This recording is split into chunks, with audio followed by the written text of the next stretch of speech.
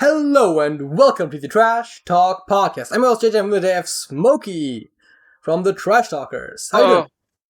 Yeah. Oh man, I'm doing good. Wrapping up summer here. It's still like in the 90s though. It's ridiculous, man. I hate it. You guys are a little bit cooler, right? Yes, but as I believe we have talked about before, heat in Europe is different from heat in America. Not in that the heat itself is different, but that the houses are just built different. We don't have AC by default. Mm-hmm. It's a whole thing. But yeah, it's also a little cooler. It's fine at the moment. What's the humidity? Oh, I don't really know. I mean, I have a humidity sensor indoors, but that obviously isn't indicative of the outdoors humidity, so I don't actually know. Yeah. I would assume it's similar though. It's ridiculous. I think the main difference. I think stay above the 50s, 50%. I think the main difference average between humidity is probably just. I mean, outside of like the desert, is probably just how close you're to the coast. I think. Yeah. I think if you look at some like Maine compared to like the coastline of France, Belgium, Netherlands. I mean, even Germany has some coast. It's probably similar. And then if you go further inland, it's probably similar to slightly more inland. So, Yeah, that's what I noticed when I was out in Arizona.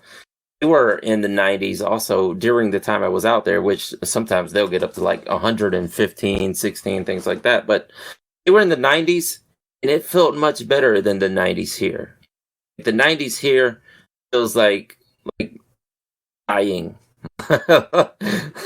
When we hit 100, it literally feels like your brain is cooking outside. Yeah, though it is worth noting that, of course, the dry heat is more dangerous in terms of, drying out. So you have to actually make sure to keep your liquid intake up. Whereas if the humidity is a bit higher, I think it's not as extreme. Although, when it's getting hot, you should always drink enough water. Oh, yeah. I think in the really dry heat, you don't notice the sweat because it evaporates so quickly. That might very well be the case. Yeah. Also, if it evaporates quickly, that means that there's more space for more sweat to accumulate and, well, rather for more sweat to come out, so you'll probably literally draw it quicker as well. Exactly.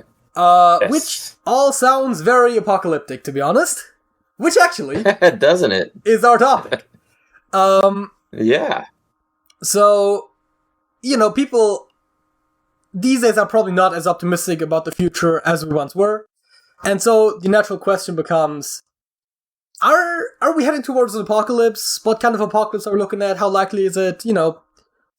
We're gonna start easy with the highly speculative nature of apocalypses. So, what do you think? Yeah. Man, I guess the question comes down to what kind of apocalypse are we talking about? Are we talking about a world war? Are we talking about a new Great Depression, which I guess technically we would recover from eventually, but things could all bottom out and end in mayhem. Or are we talking about an asteroid hitting the Earth and something like that being the apocalypse? So, did you have an outline of how you wanted to start this? I mean, I suppose we could talk about the sort of different ideas and how likely they are, right? So, asteroid strike is fairly unlikely. And depending on what kind of asteroid we're talking about, they will also likely be detectable before they head towards us. Although, it is worth noting that there are plenty of asteroids that could be very damaging that we haven't detected. So, actually what is dangerous, I think, are the sort of medium-sized ones, right? Like, so the really big ones we can see coming from a long ways away, so we can just plan for them accordingly. And, we do have ideas about how we could possibly divert them with like explosions or breaking them apart. And I think there were ideas of like just building like propulsion systems onto them, just shove them enough out of the way, right? Not necessarily to. So there are ideas of how we could deal with big asteroids, because again, we can see them coming from far away. That's not a problem. Very small ones will burn up in the atmosphere, right? But once you get to ones that are like just large enough to be dangerous, but also small enough to be undetected, those are the most likely to actually be dangerous. But the chance of them hitting us still not that big, because you have to consider that space is kind of huge, and while obviously large masses like planets do attract asteroids, there's still A lot of space, and then B, there are also just larger masses than Earth, right? So the gas giants are all heavier than Earth. I believe Venus is heavier than Earth, and of course the Sun is heavier than Earth by a lot. So something actually hitting Earth, while still very much possible, and smaller asteroids do hit us all the time. Actually, meteorites. If they are orbiting in the belt, then they are asteroids. If they're heading towards us, they're meteorites. Anyways, like smaller stuff, sure, but like the chance of us actually being like hit dramatically are fairly low. Although, again, I'm not saying it's impossible. Well, I mean, it obviously has happened in the past, and most scientists agree that it's not a matter of if it will happen, it's just when, because it will happen eventually. I mean, just look at the moon. You see craters everywhere because it has been hit several times. Of course, there's no atmosphere for the things to burn up, or for smaller ones to burn up before it hits there, so we do have that added layer of protection, but of course, the dinosaurs were wiped out at some point in time, so there is a real possibility that it could happen. Have you heard about the one they were tracking in 2029? They're expecting it to come really close, if not a threat. I have not. But again, if they're tracking it, and it is actually heading for us, then we obviously also have more opportunity to deal with it than if it's just out of nowhere. And luckily we have 7 years, though, to work on it. So, obviously, if we're talking about historical meteorite impacts, then the big ones are whatever formed the moon, which is hypothesized to have possibly been a meteorite impact, because our moon is incredibly large considering the size of our planet. So, normally, moons will be fairly tiny compared to the planets that they're orbiting, and our moon is, I think it's 10 times bigger than you would expect or something like that. I don't have the exact numbers by heart, but so it's hypothesized that something rammed into the Earth, and then a chunk of Earth basically formed into the moon. Although it's not the only hypothesis, but it is one of them. Then obviously whatever killed off the dinosaurs, which seemingly was devastating enough that it could very much, maybe not exterminate humanity, but still be very apocalyptic if something like that hit us again. And another thing that isn't definitively been a meteorite, but is suspected to have been a meteorite, is of course the Tunguska event, right? Where a roughly 12 megaton explosion occurred in blah blah blah, a bunch of Russian things in Russia, right? In the middle of a forest somewhere, because Russia is also huge and there's not a lot of people there in most parts of Russia, so it was fairly harmless. 12 time zones. What? Yeah. Is it 11 time zones? I know Russia is so big that it takes up either 11 or 12 time zones, something crazy like that. Do you know how many China has? I would guess 7. The answer is 1. 8. Oh, because they mandated one singular time zone. So, oh god, Jesus. So it says UTC +2 to +12, which I believe is 11 if I'm not miscounting, for Russia. And so China has one time zone, which is just a policy decision they made. They would be in multiple time zones from just a space point of view, but they're not. Also, while we're on fun facts about time zones, do you know which country has the most time zones in the world? Well, I would have thought, Antarctica, maybe. Well, you said country, not continent.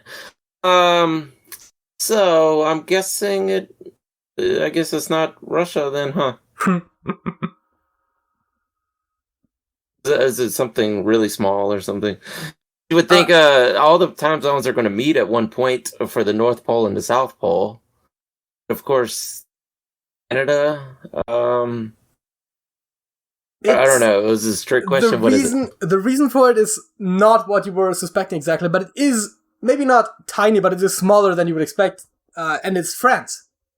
Because they have so many overseas territories, right? That are all the different time zones. So... Oh, yeah. You have French Guiana, right. You have Réunion, you're all over the place. I think France also has the longest...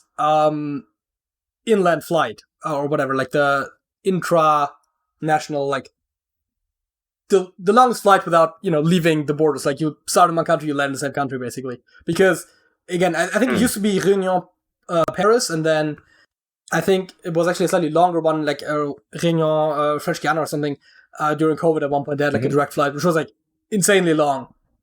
But yeah, they fly like halfway around the world, and you start in France, you end in France. It's like, yeah. It's which crazy. is crazy because I never you also even don't need a thought about passport, that. right? Yeah, exactly. You can travel overseas without a passport because you're technically staying in the same country. I believe you don't need a Crazy. passport. I never once thought about that. Because I think French overseas territories are part of the EU, so I think it should work without a passport. Because that's the whole other thing. We're getting way off topic, but well, I'm getting way off topic, which is that certain EU countries will have old possessions, like old colonies that they still own, but that are not considered part of the EU. So Greenland, for example, is not part of the EU despite belonging to Denmark. The Dutch half of St. Martin doesn't belong to the EU despite being part of the Netherlands. The French side does. So first of all, France and the Netherlands have a land border, and then second of all, there is an EU border on an island that belongs to two EU countries. Yeah. Anyways, apocalypses. Maybe France will kick off the apocalypse. Well, they have been known to be involved in a lot of wars. Both internal and external. And avoiding a lot of wars, apparently. Well, then again, I suppose you could say that about most European countries, about the a lot of wars thing. Yeah, that's true. So, war, I guess, is probably the big point, right? Like, you mentioned probably the the biggest War. one. Yeah, absolutely. First of all, I guess the question is, if you say World War, how do you imagine that to go? Like who against who? Why does it start? Oh. I mean, obviously, there's a million ways it could go, but any preferred concept? As of right now, I would imagine that China eventually builds. It actually has a bigger army now, but it doesn't quite have the capabilities of America. I would imagine China eventually sets its eyes on world domination. It finally does completely apprehend Taiwan, and whatever, much like Russia with the Ukraine, things like that. I think Russia would actually be an ally for China, and I don't know that any country on Earth would plan a U.S. invasion because citizens are armed. At least in the past, that's been, a point of contention there. But I think China probably does have its eyes set on world domination at some point, right? It seems they're headed that way, if not, only commercially, but at some point there's going to be a resistance, and that's going to be, NATO and things like that, the European Union, and then Japan, all of America's allies, basically, against China and its allies, which would probably involve Russia, who is possibly the number 2 or number 3 most powerful military on Earth, right there with China, only behind the U.S. Yeah, I think Russia is number 2 after the U.S. Yeah, so that would be a formidable opponent. See, that's one thing I was seeing. I think it was infographics or something. They were saying that the problems that Russia had in the Ukraine actually kind of sets them back under China now, that China would be number 2. I mean, it depends on what you're looking at, right? I mean, I think in terms of nuclear arsenal, it's like by far Russia. And at the end of the day, if we're talking apocalyptic scenarios, I feel like we have to kind of consider nuclear weapons to be an option, right? And at that point, I don't think it matters much how much logistical difficulties their infantry has, right? Or their artillery. When you have ICBMs, like hypersonic ICBMs with nuclear missiles, which, by the way, as far as I know, missile defense systems don't work against hypersonic missiles, so because they just can't react fast enough. So Russia very well might have the capability, as would the US obviously, to nuke another country without much possible direct resistance, which is kind of terrifying. Except for each other, you would think. Again, so as far as I know, most missile defense systems can't defend against that, but then again, you never know what defense systems they have. maybe even that people aren't as aware of. So that is certainly a factor. Mm-hmm. I think there are certain things to consider for the World War scenario. So obviously, you kind of mentioned what's probably the most sort of popular variety of that, which is the sort of Russo-Chinese alliance that takes on, basically the rest of the world, although they would, of course, have allies. I know China has made a lot of progress in trying to influence Africa in general. Like, a lot of African countries are being supported financially by China so that they would then hopefully side with them, although they probably don't have significant military power. I know Russia, I think, has their hands, obviously, in Syria and Belarus. China has ties to North Korea, right? There are other countries at play here. It's not literally just those two, but those two would be the big players.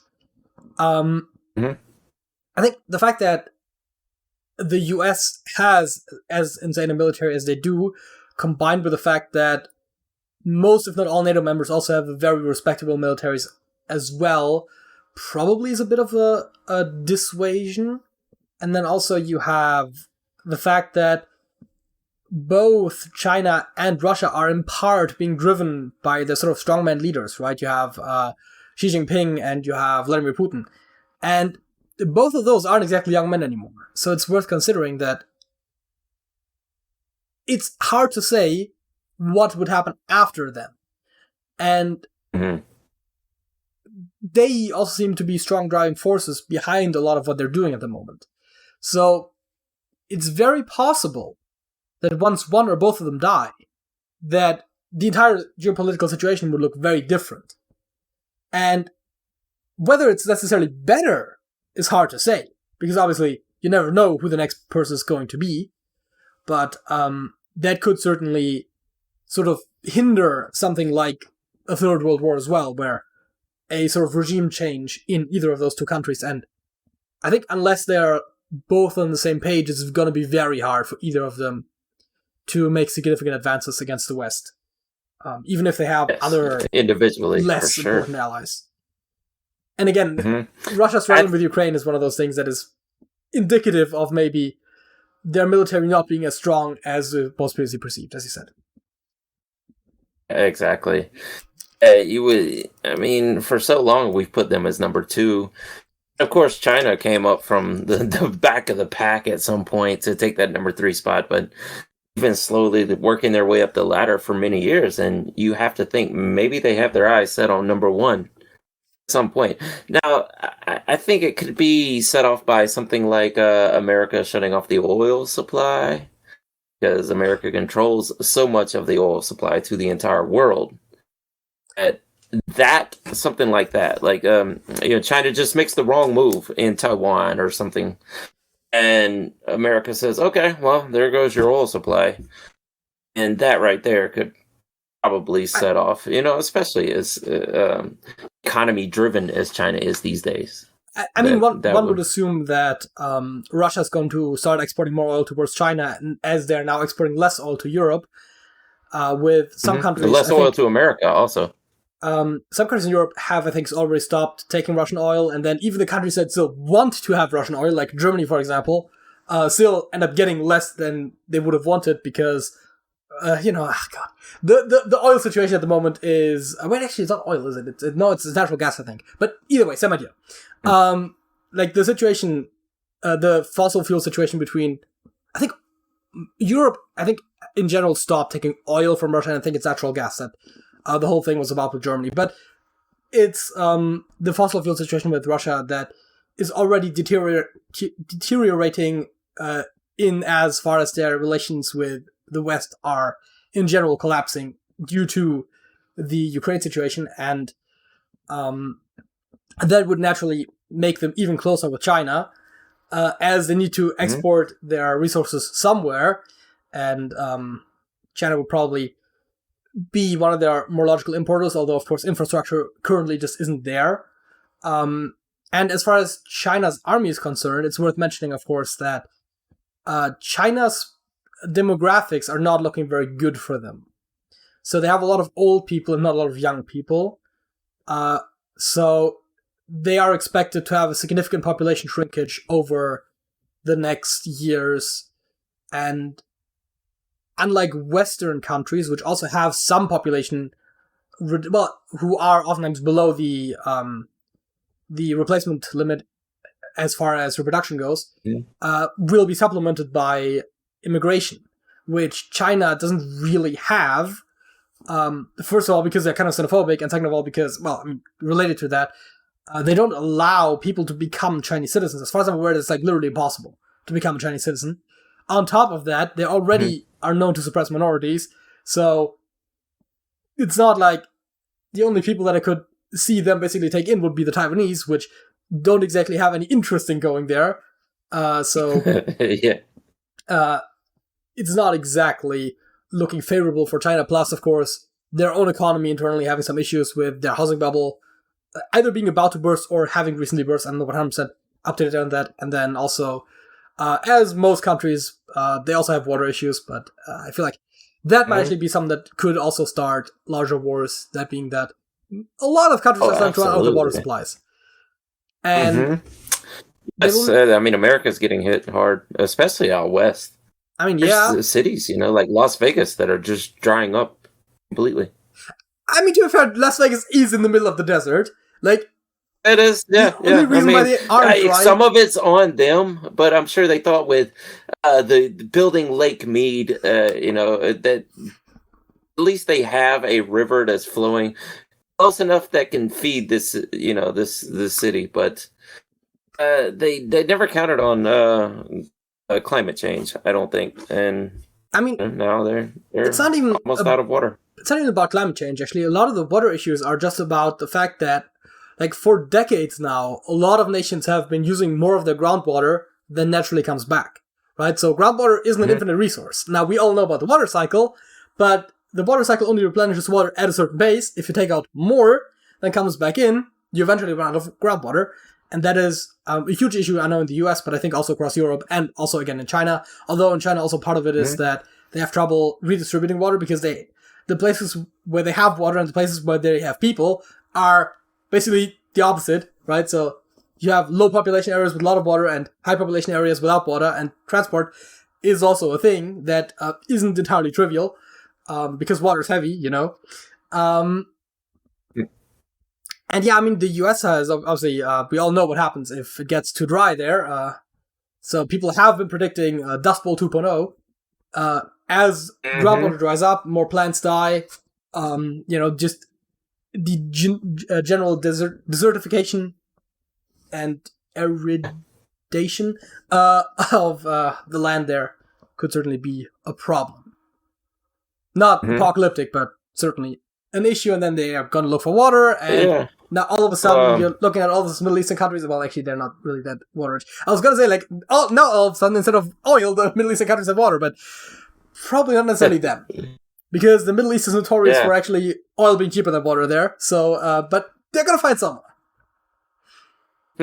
Hey, this may be a little off topic, but you were talking about it earlier about the population thing in China.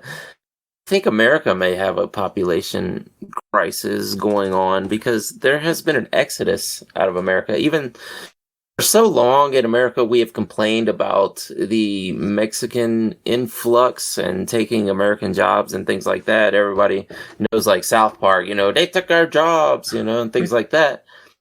Now we're seeing the reverse, that Americans are moving into Mexico. And the Mexicans are now complaining that Americans are coming there and taking their jobs. Hey, their healthcare is better. Exactly. There you go. This may tie back into why they got rid of the abortion policy. Is because we may be running short of people now. Abortion need new people to feed the economy. You also need new people to feed the military. And without those new people, that military is going to dry up. We're already like 1.8 million military soldiers in general. Whereas China already has 2 million, which is way ahead so far. You're not going to outperform. Like you said, they are older. You're not going to outperform China in terms of soldiers anytime soon because they also have 4 or 5 times the population of the US. So yeah, that's yes, exactly. Probably not going to happen. As far as 2 billion people or whatever it is, 1.3 or as whatever. Far as laws to prevent population shrinkage, banning abortion, which is not what happened, I know. But, restricting access to abortion is not going to help necessarily, because it's actually been shown that... I think it could... I think that's a step. It's not going to fix it. I think that could be a step in that direction. Laws that reduce access to abortion don't even necessarily prevent... some abortions, but they don't prevent, all abortions by any stretch, because there will always be ways to get an abortion.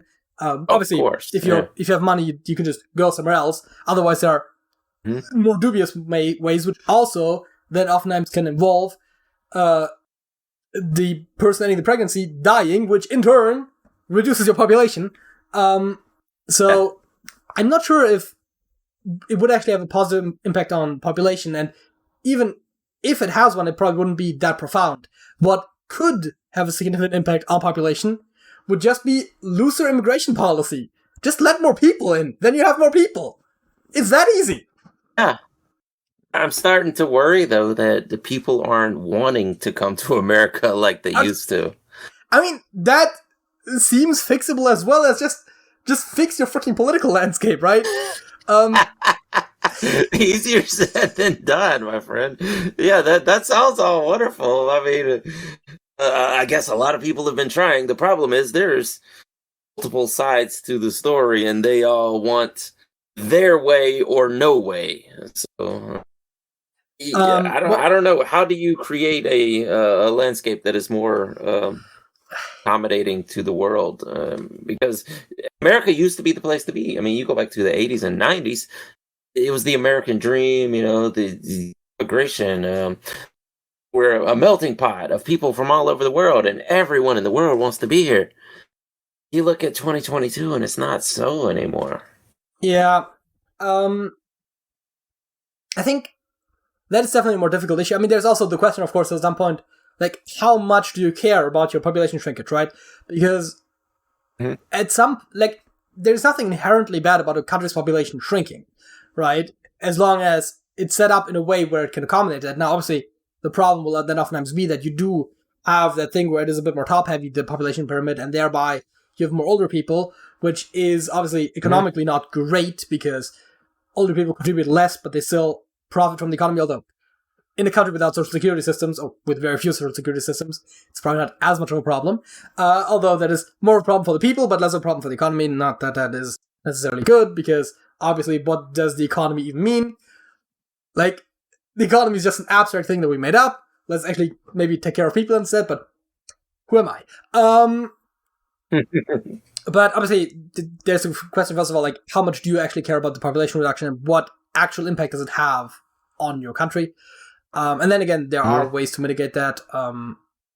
Again, for most Western countries, that is to some degree immigration, because a lot of Western countries are just at or below the replacement level in terms of fecundity, and thereby you will want to, if you want to keep your population numbers up, you want to do that by just getting more people in from elsewhere, from countries that do reproduce much above the about the replacement level, which is generally poorer countries.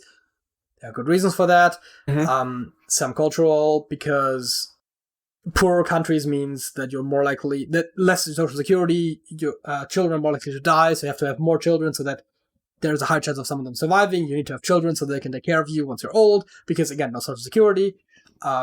And also, of course, other things such as less access to birth control, which is also a problem for a variety of reasons, including, of course, spread of STIs and so on and so forth. Obviously, HIV also being, I think, a big issue in Africa, for example. And so there's a lot of stuff to look at. And yeah, I don't know where I was going with this. Immigration is a good thing, and while it can... So studies have shown that immigration can have a short-term negative impact on people living in the country, but that is usually only for a couple of years. And then the long-term impact is generally observed to be positive. So that is that whole thing where immigrants taking out jobs and taking advantage of our social security systems and that they haven't paid into and stuff like that. It's at most for 2 to 5 years, I think. And then after that, it's generally all positive. Plus, those studies were not looking at all possible factors, and I think if there were factors in that they could have looked at where they have a more benefits off of immigration, but that's the point. I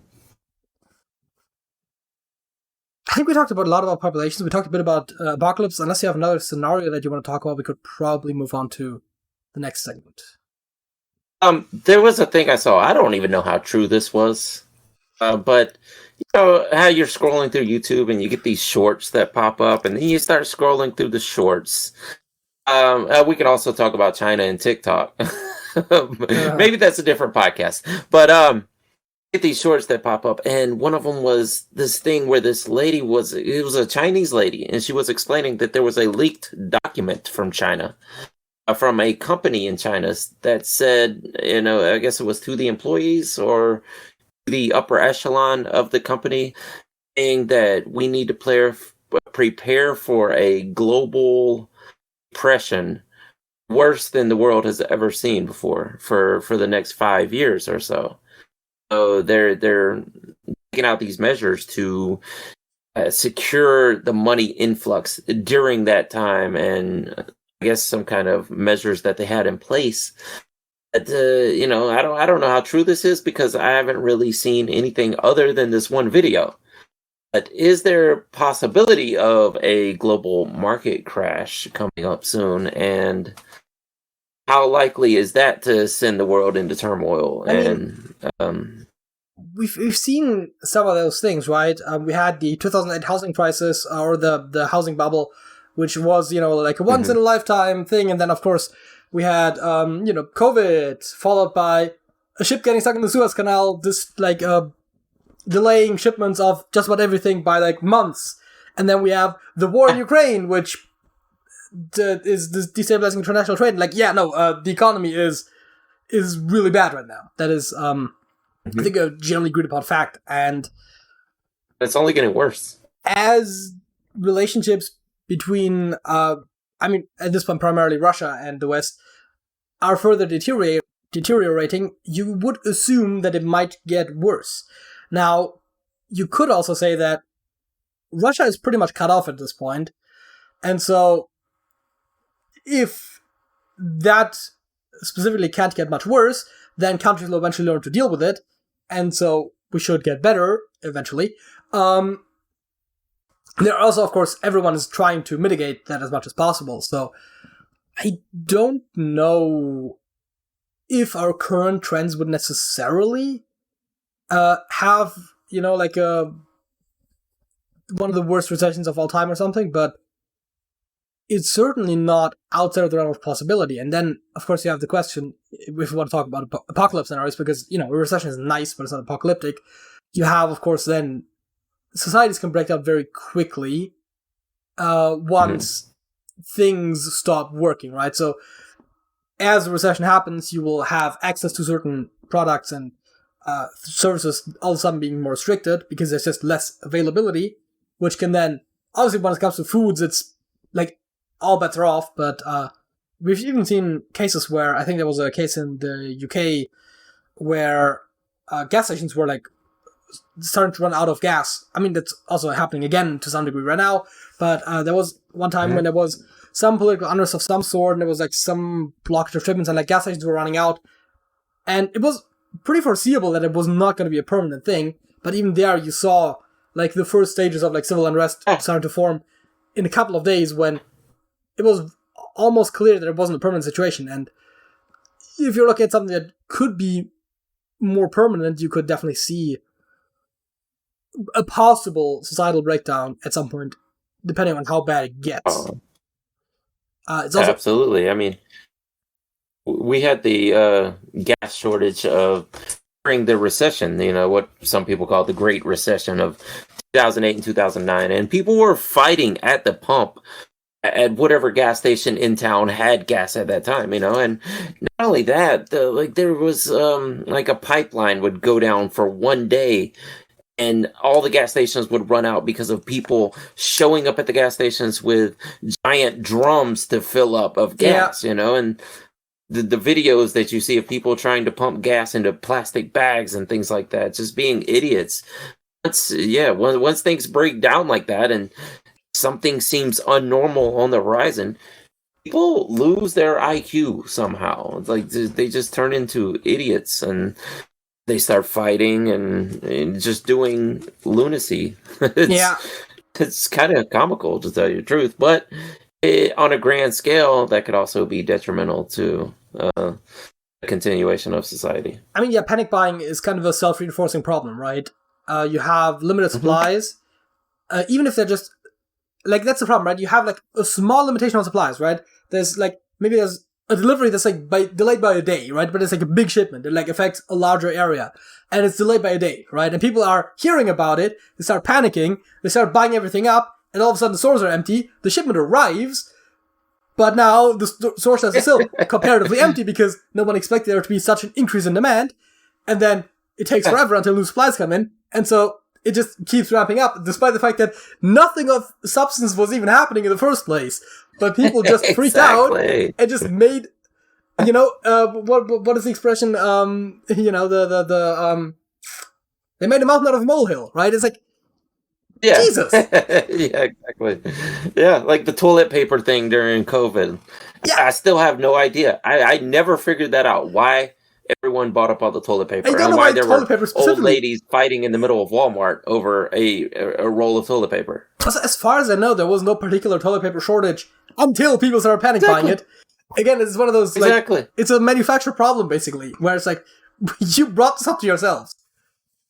Yes, exactly. It made no sense, and to this day, we still have no answer for why it happened. Was it an internet meme? I mean, what happened? I assume this is one of those things that, like, people started panic buying a lot of things, and then I guess someone somewhere was, like, panic buying toilet paper, and someone was like, that's hilarious and stupid, posted a picture of it on the internet, and then, like, it became part of the public consciousness, and people just ran with it.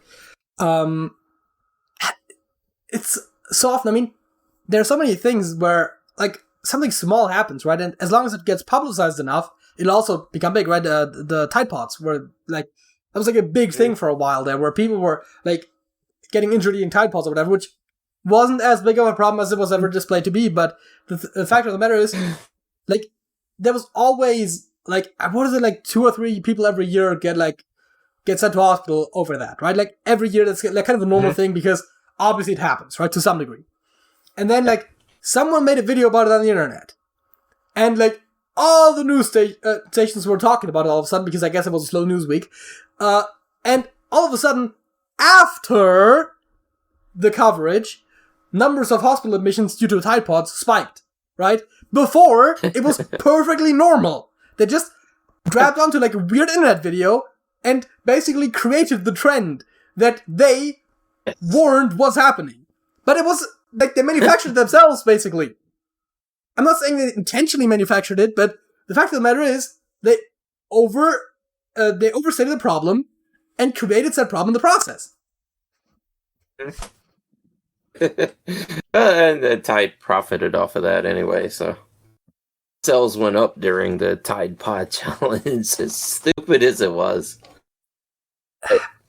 That's exactly how it happens. But it's always the one thing, right? Like, someone makes a video about it on the internet, like, one person gets injured, or if even, and then, like, some, like, Good Morning America, like, some sort of breakfast television will, like, pick it up and, like, run a thing about it, and then all of a sudden it's in, like, the major news networks, and then it becomes a real trend, and actual people get, and people get actually hurt for once. It's like, this wasn't the problem. Stop making it a problem.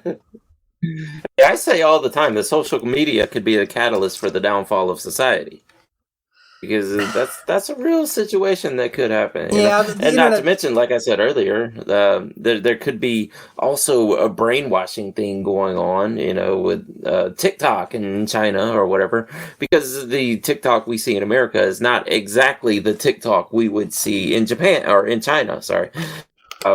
Because they want their citizens, especially their youth, to see certain things and not see certain things. Whereas in China, or in America, they're going to let us see what they want us to see on their app also. Yeah, I mean, TikTok is probably, I believe the way it works is that it's basically different for anyone. Like, as soon as you, like, looked at 1 or 2 videos, the algorithm is already starting to optimize it for you. And that is part of the, sort of the double-edged How sword of the internet, where yeah, but how hard is it to alter that algorithm though to make a certain country see what you want them to see, and in effect brainwashing the youth, make them less prone to resistance and things like that if there was a world takeover? I mean, I'm sure it's possible, but it is worth noting that there's also just the effect in general with these sort of algorithms where they generally, their main goal is to keep you on the platform as long as possible, which they usually inevitably achieve by whatever you're starting with, but just making it more and more extreme over time, which is how they drive people to extremism. Because if you have like a slight political inclination, as most people do, they will really drive you harder and harder in that direction. And it doesn't really matter what direction, though it does seem to turn a lot of people right, but I'm sure it has turned people left as well. But like it'll just, and even if it's not a political belief, like it'll try to drive it to the extreme, basically, just because that is how you stay on the platform, right? And those algorithms oftentimes don't have any agenda. So, right, sometimes they might, but as far as we know, most of those algorithms are just meant to keep you on the platform, and just inevitably, because of that, will escalate whatever they're showing you, which is a huge problem. But also, the main problem there is just, I mean, at the end of the day, the main problem is capitalism, of course, but sort of the profit-driven incentives of these websites and how they make their money, and the fact that they, like, if they get money from user data and from ads, then what they want is you to be on that platform to collect your data, and you to be on that platform so they can show you ads, right? So everything plays towards you being on their platform. And so, thereby, creating these algorithms that keep you there at all costs, and that cost is oftentimes bleak, in as far as what it does to people. Now, not necessarily to everyone, because some people are inherently more or less susceptible to it, also depending on just how much time you have to put into that sort of thing. But it's kind of bad, and that's what I was saying, right, about the double-edged sword of the internet, right, where it is both the best thing and the worst thing that's ever happened to humanity. I can almost say with confidence, because a lot of these social media things are bad, right? That's kind of undisputable. But at the same time, similar, or even in some cases the same platforms, have been used to organize protests and to like overthrow authoritarian governments, because it's very hard to organize if you're in an authoritarian country. But if you have the internet, then that is a lot easier. Obviously, governments have far more ways to have control over the internet within their borders, but there's still oftentimes ways around that, right? And so it's a great tool for information, and communication is also good, but also there are bad effects, and it goes both ways. And absolutely, it does. I guess that's kind of the thing about tools, right? Like, you can use weapons to defend yourself or to hurt people, right? You can use a hammer to hammer in a nail or to hammer in a head. That's bleak. But, you know, like, I don't know, for want of a nail. But the point is, right, the internet is, at the end of the day, just a tool. The problem is, in large part, the way corporations are using it, but there are certainly other issues with it as well. But there are also a lot of good things about it. And whether the internet ends up being a net positive or net negative to humanity, I think remains to be seen far in the future, because right now, we're way too in the midst of it to really have any sort of accurate judgment. Let's hope we make it too far into the future to look back on this time and figure that out. Yeah. I don't know. I'm not claiming to have premonitions or anything, but I've just felt like this for the past 6 months or so, that there's something on the horizon. No, I don't know what it is. It just feels like there's a changing of the zeitgeist. There's a changing of the times in general. It's just the general feel is different than anything I've noticed in my lifetime. And it's a rough it feels decade. like something is on the horizon. It's a rough decade, right? You have that once in a century pandemic. You have again, you have this sort of like, you have the recession. You have, I mean, the war in Ukraine honestly isn't really that special. It's mostly just, especially in how we've treated it internationally, because of course, first of all, the war between Russia and Ukraine started in 2014 when Russia took Crimea, right? And has basically been going on a smaller scale ever since. Yes.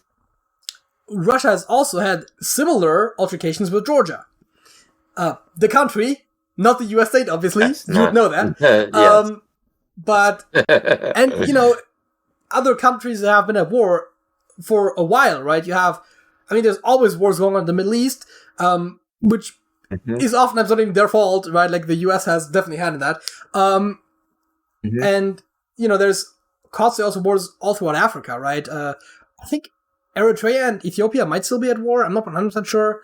And there's a lot of places that have wars. And it's just the main thing about Russia's invasion of Ukraine is just the scale of it, the fact that it's like one of the big world powers doing it, and the fact that their target is very much in Europe and sort of within the influence of sort of Western society, as it were. And so that's just why we care more. And it's one of those things, right? Like, all of a sudden, when it happens to white people, we care. Huh. Am I lying? You got a point there. I mean, obviously, Georgians are also mostly white, but, Hasn't it always been that way, though? Like, we make a bigger deal out of it when it involves white people. Yeah, I think part of it is also just that I think a lot of people have, whether consciously or not, kind of accepted that, like, oh yeah, like Africa, the Middle East, like, those are just places that wars are happening. Like, that's just a thing that happens. And it's just kind of how we almost expect the world to work, whereas wars in Europe, I mean, it's not like both world wars were in large part in Europe, although they were obviously worldwide. That's kind of why they're called that. And, even before that, Europe is probably the most war-torn continent of them all, historically speaking. Then again, Europe is also the continent with the most written history because, again, Western focus of history and blah, blah, blah, but certainly... There was one country set on world domination twice. I won't mention that country, though. Austria. The guy they killed that started World War I was Austrian, okay? The guy that started World War II was also Austrian. I'm starting to see a pattern. What was it? Jessup or Jessup? Was it Jessup or Princip?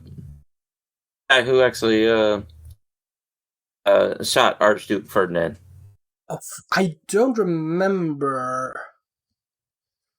I'm trying to figure out what nationality he was. It was Jessup, right? I don't know, but he was Eastern European. I think it was like some sort of.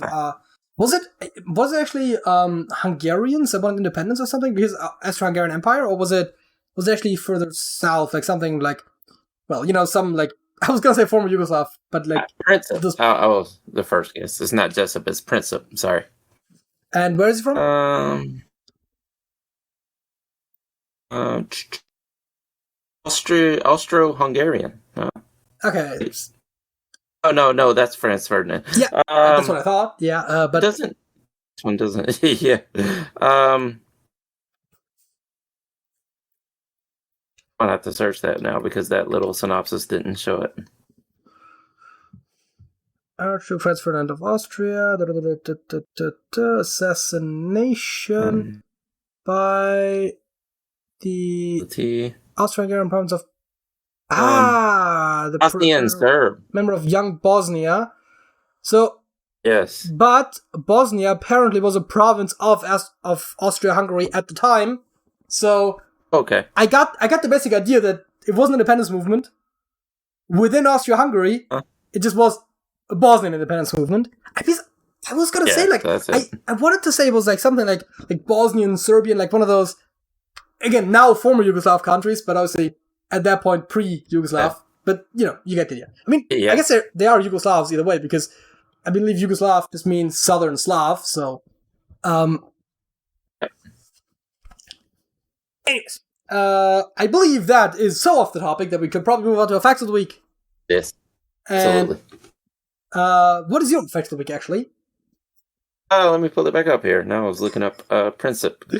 Let's see. I'm going to make this a question. You know what location on Earth has the most caves? Sorry, I didn't acoustically get that. The most what? Caves. Caves. Caves. Caves. Okay. What location on Earth has the most caves? Probably not what you would think it is right off. I mean, presumably something that's mountainous, right? So I would assume whatever is like a large mountain range. So maybe like sort of the China, Nepal, Tibet sort of region. There's a mountain range there. The Himalayas, that's what they're called. I know my mountains. The Himalayas, maybe the Himalayas, the Alps, like something like that. I would think. The Caucasus, maybe like. Those were all my first thoughts, also. But I don't know. I can only guess. It's actually in the U.S. It is Kentucky, so I guess that would make it the very end of the Appalachians there. Right? Yeah. That would be the Appalachians rather than the Rockies. I don't think the Rockies reach all the way to Kentucky. So, yeah, that's got to be the Appalachian area of Kentucky.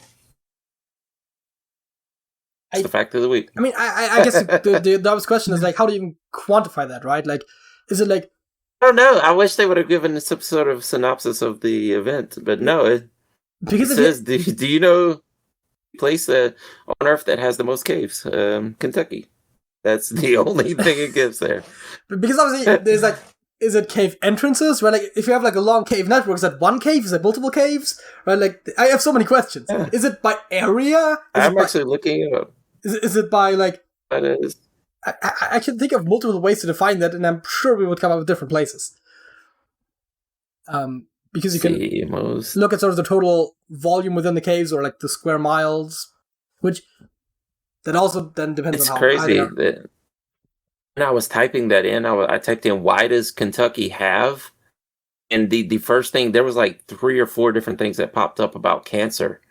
I guess they have one of the highest cancer rates, also. Huh? It's from the. It's all the damn caves. It must be.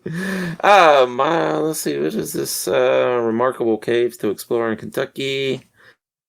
With more than 130 known caves and caverns that punctuate the state's rich soil, Kentucky is home to such incredible collection of caves, thanks to its particular karst topography, rich in porous limestone that facilitates the extended process of subterranean erosion. I guess what they're saying is the erosion is the reason. I mean, yeah, that makes sense. I mean, if you think about it, yeah, obviously anything that is, like any stone that is more porous would more likely have larger air bubbles, and if they're large enough, they're caves, right? It's kind of how caves work. Limestone is very porous. My fact of the week is also about the U.S. Not necessarily about Kentucky, though. As a matter of fact, no, Kentucky is definitely involved. But my fact of the week is about a United States election. It's getting political, which is not controversial at all. Oh. I mean, it's not really controversial because there's only one party that is running a candidate here. And that is the election of 1820, not quite as exciting as the election of 1824, which I've already talked about in the previous fact, but in 1820, James Monroe ran as president, as a representative of the Democratic Republican Party. He ran unopposed, and he managed to get 231 Electoral College votes out of a possible 235, with one person voting for someone else and 3 people not voting. So that is already kind of weird. First of all, Pennsylvania, Tennessee, and Mississippi all cast one fewer Electoral College vote than they were entitled to, as one elector from each state died before the electoral meeting. Which is wild! Oh, God. Like, you know your system is kind of fucked up if your votes can shift. I mean, obviously, again, like, he won virtually unanimously, so it's not really a big deal, but it's still kind of wild that, like, that can possibly affect the outcome of an election. Like, fix your fucking system. Second of all, one of my favorite concepts in US politics, although it is still a weird one, is of course that of the faithless elector. Because, just because you're sworn... So historically, you would elect electors, and those would then elect the president. Now, these days, you generally just check a box for the president, but you're still technically voting for an elector that just was pledged to vote for that president. Or presidential candidate, rather. However, depending on which jurisdiction you're in, that pledging is not necessarily legally binding. Meaning, it's possible for an elector to just change their mind. Exactly.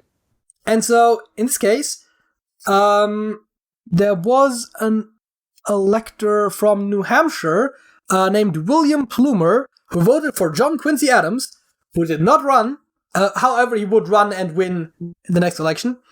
And there are two prevailing theories on why he voted for Adams. Because obviously, Adams had no chance of winning.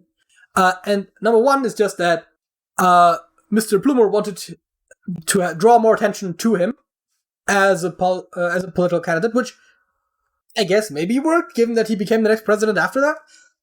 The other theory I find even more interesting is that maybe he didn't want anyone besides George Washington to be unanimously elected by the Electoral College, right? So this was the first time that you basically had every single elector pledged to the same candidate since George Washington's unanimous election. The first time around, I think, was also unanimously re-elected. I'm not 100% sure. But, so that is another theory. And I believe, though I don't know this right offhand, that there has also not been another unanimous election since. Although, I mean, it certainly hasn't been recently. No, not at all. But I'm not 100% sure on that. But yeah, that is my fact of the week about the 1820 United States presidential election. We will never have someone run unopposed ever again. The us versus them culture is way too embedded into our psyche. I mean, certainly not anytime soon. I mean, you never know. Like, maybe the US still exists in 100 years, and most people that are voting today, well, all people that are voting today probably won't be then. So, it's a whole different...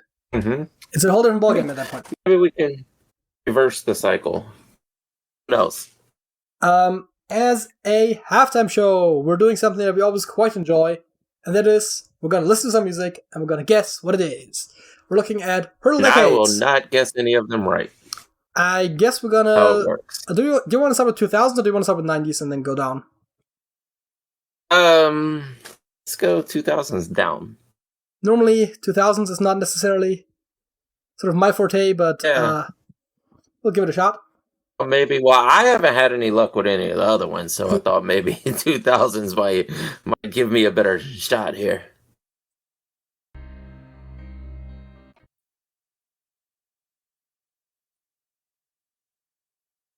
It sounded like the beginning of that would have been past 2010, though, right? That Take Me to Church. What is it? A Hoosier? That I think is later.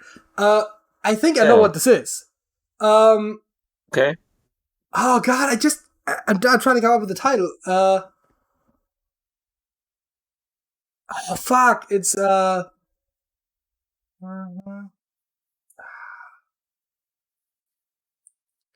on the road. It's 10 feet off the ground. Wait, I know that. I just can't hear the sound. Man, how does the hook go?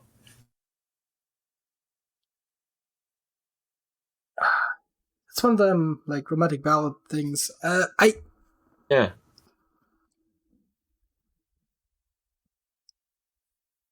Just...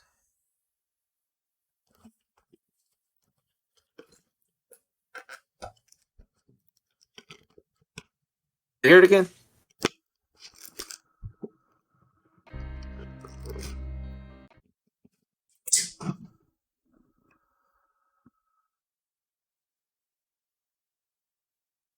So many of those dramatic songs start with that. Sound. That you said I didn't mean to turn around and say apologize. Apologize. Oh, is that not Whoops, for Lake? Timbaland and One Republic. Yeah, okay, that's it. I'm pretty sure that's the one. That's the song.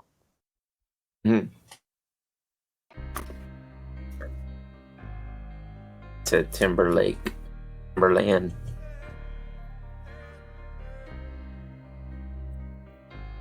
Too late to apologize.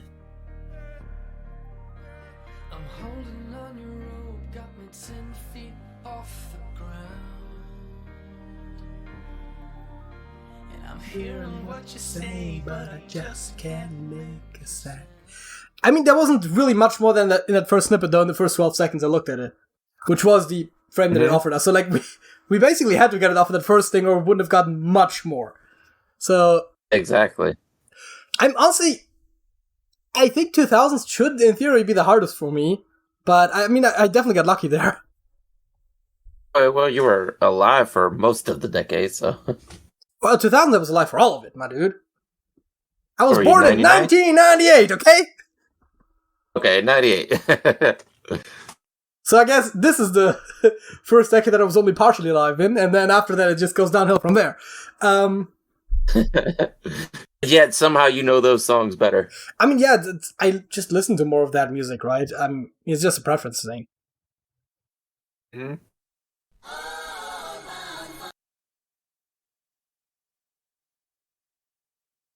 This is 90s, right? Okay. Yes. But I haven't the faintest idea. In Vogue? What did you say? Yeah. It's not In Vogue. Or is it actually, is it in, actually, or is it... E-N, right? In because Vogue. The expression is En Vogue. Oh, yeah, well, it's the band, yeah. So we have What a Man by Salt and Pepper with En Vogue, which I don't think it is. My Lovin', You're Never Gonna Get It by En Vogue, or Hold On by En Vogue. Those are the... Never gonna get it, never gonna get it. Play it again. Let me see if I... There we go. Oh, man.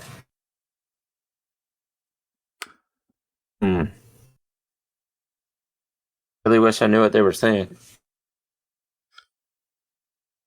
Wait, didn't it have 3 options before I had typed the E? What happened? En Vogue. I sworn it had 3 options before. Yeah,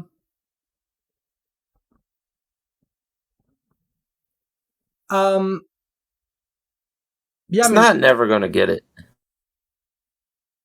I'm pretty sure it's not. What a man, what a man, what a really good man. I don't think it's that either. Okay. So... I think it's En Vogue.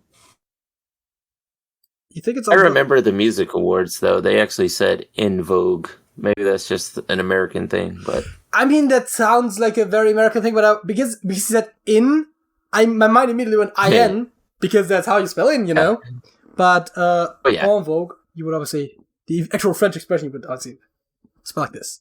Yeah. But I don't think it's them. Is it just me, or did 3 things come up the first time I tried it? And then anyways, doesn't matter. It looked like it, yeah. Do you want to skip, or small, do you have any other guesses? Yeah, let's skip one.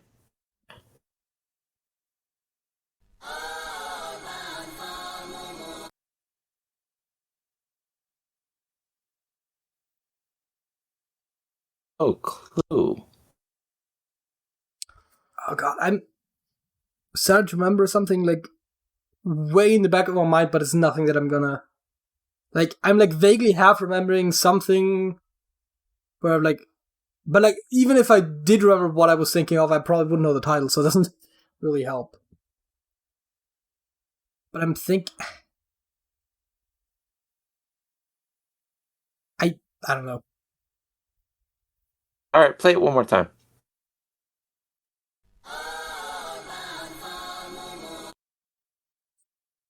Is it even English? I don't think it is. I think it's some sort of African language. I mean, you know, I wouldn't be able to tell you which family, but I seem to remember something where there was like a traditional African sort of folk song that was somehow reworked into more of a pop hit. I seem to remember like something about that from like a show about music that I've seen like 2 or 3 years ago. About a song that, again, I don't really know. Like, that's as far as my head is going with this, but that is, again, none of that is necessarily useful, because even if I did get all those facts right, I probably still don't know the title of the song. Yeah. Yeah, man, I'm stumped on this one right here. Well, let's listen to a slightly longer segment then.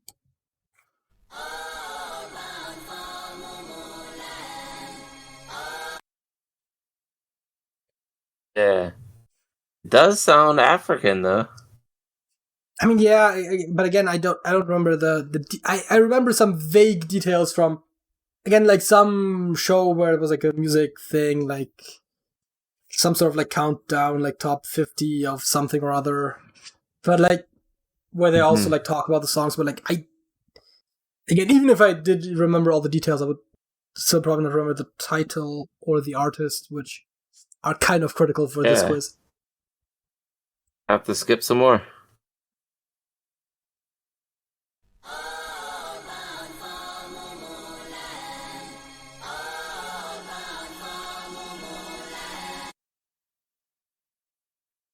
Did you say Samumulan? To me, it sounded more like Fa Mulan, but that doesn't necessarily help me either way, unless it is literally the title. Yeah, no idea. And I could try something like Moo Moo, which could also be spelled various different ways, but Fa Moo. I don't know, man. Lan. It's funny. There's a J-pop group named Momoland. That is definitely not it, though. No, I mean, this is one of those where I don't think just guessing random syllables we hear in the song is going to give us a particularly good chance of randomly stumbling upon the correct song. Exactly. Do you just want to listen to another bit of it? Let's listen to some more. We're never going to get this one.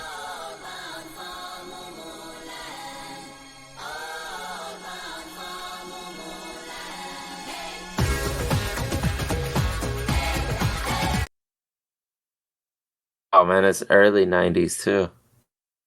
That pop beat going on. I'd say this is from like 96 back.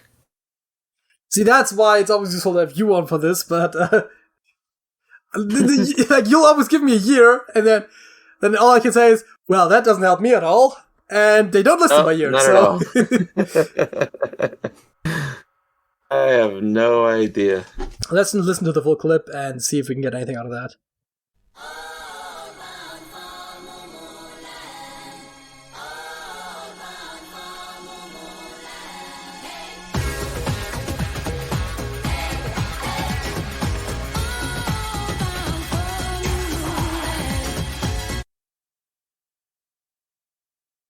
She said it almost sounded like Famu Lay, but Lay could also be Lay or Lay. Well, I was supposed to technically Lay, but no, I got nothing. Do you want to just skip the whole thing? Yeah, we're gonna have to, man. The KLF, Justified and Ancient. Yeah. It sure sounded ancient. Never heard of them. Yeah. Well, let's try going. KLF? I think it was the KLF. Oh, it was Moo Moo Land. KLF, Moo Moo Land. Okay. Okay. That's the way people searched it, but it's actually MU Land. Okay. I mean, yeah, I expected it to be MU because if we assume that it's not English, then that is the most likely way to spell moo is MU. Maybe MUH, depending on where you are. It's crazy because like all the searches are like, what is Moo Moo Land? But with MOO.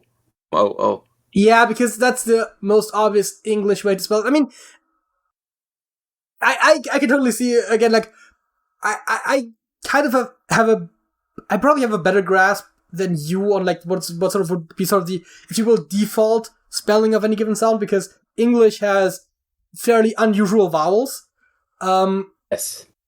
So most European languages have vowels that are much more similar to German, which obviously for those that don't know is my native tongue. So it's a lot more intuitive to me oftentimes to like get sort of like foreign languages in that, and as far as like, oh yeah, this is written in Latin script, I have a vague idea of how it's pronounced. Then again, there are some letters that are just all over the place, like, J and X, and I think G can be a bit weird. How about the 80s, though? It was released in 1991, by the way. Oh, yeah, so you were right on with the early 90s. Yes. But even earlier, the 80s. Let's go. All right.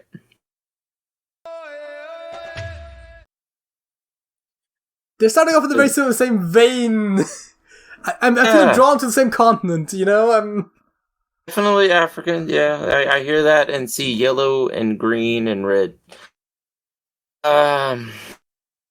Yellow, green, and red. Okay, yeah. That checks out definitely. You sort of like Mali or Senegal. Definitely have those colors. Yeah.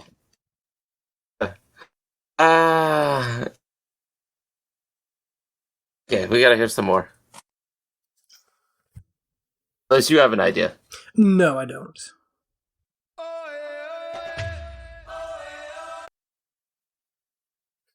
Well, that was insightful. No.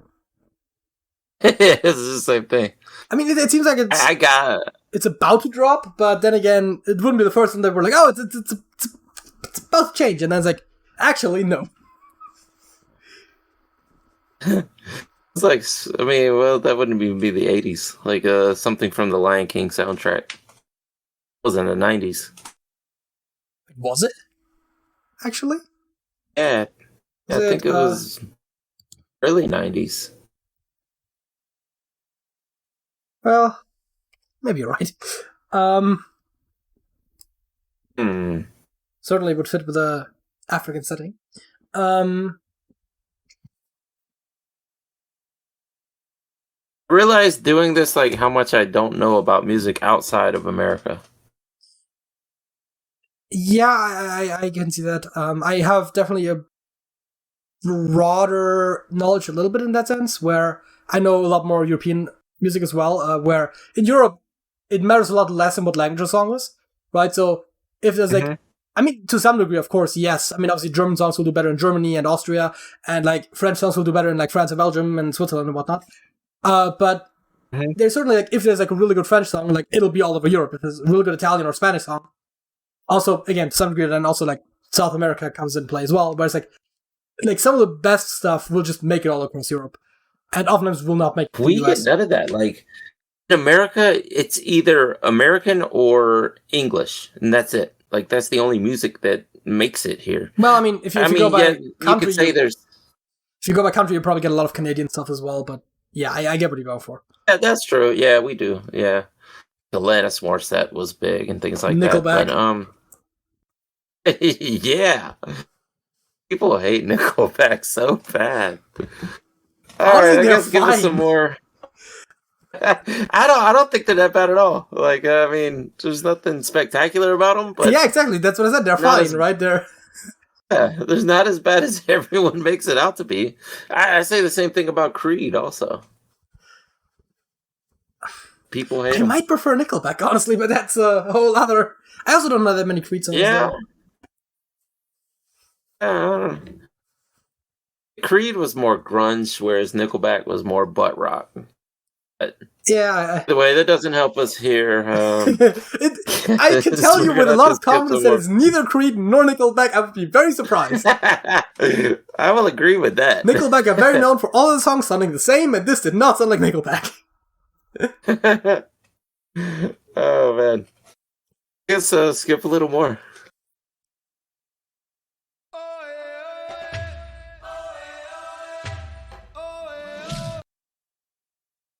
It does sound like I've heard it before, though. I was thinking it was in Cool Runnings or something. No, not Cool Runnings because that was Jamaican. But see, I want to say The Lion King or something like that. I can't place it at all. I couldn't give you a title. I think it was in a movie. Well, that I can help you with less, because I'm not as familiar with 80s movies, because I wasn't around back then. Yeah. Oh, I guess we could skip some more. Yeah, I guess that's all we can do, really.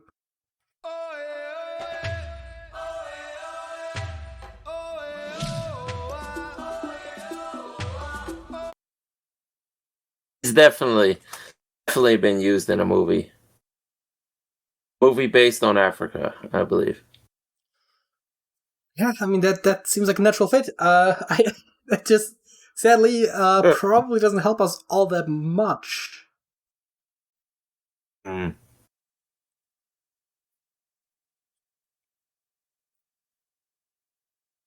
I don't even know where. Hmm. So we're gonna have to skip some more, huh?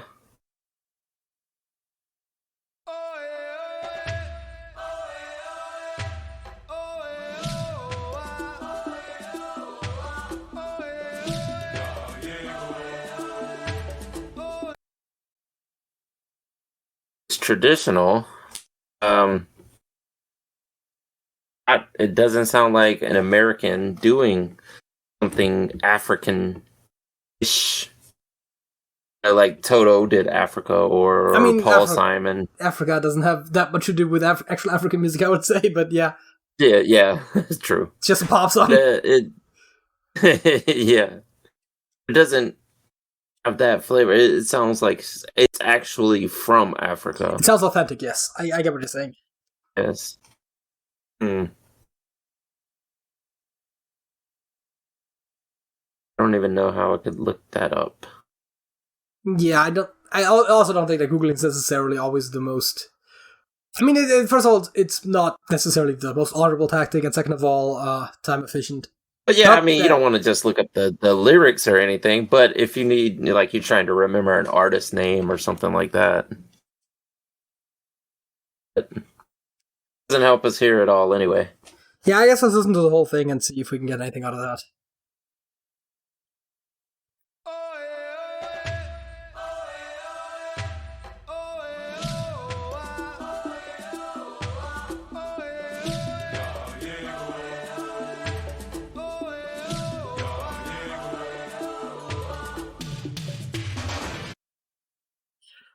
Well, that's not like it's about to start. Yes. It's like it's going to drop into something very pop-ish of the 80s. Yeah. Those big booming toms right there at the end. Very indicative of the 80s. Oh, man. Nothing. Me either. I really suck at this game. I love it, but I suck at it. Rhythm is Gonna Get You by Gloria Estefan and Miami Sound Machine. It's Gloria. Wait. Gloria Estefan is definitely not African. She is definitely Latina. Where is she from? Like, let's say Puerto Rico or Cuba. I don't know. That does not sound Caribbean at all, or any kind of Latin. It sounds African to me. Let's have a crack at the 70s. Maybe we'll. Let's do that. After those two duds, we maybe should start thinking about redeeming ourselves. Even though I did get the first one, but Oh my god. Oh, I know that. really, That's Tom Petty.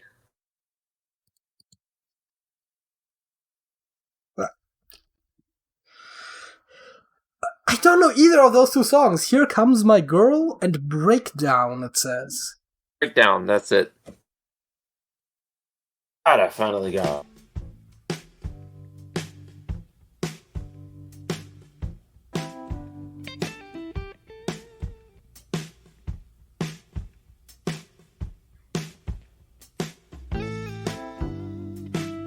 Tom Petty's foray into blues.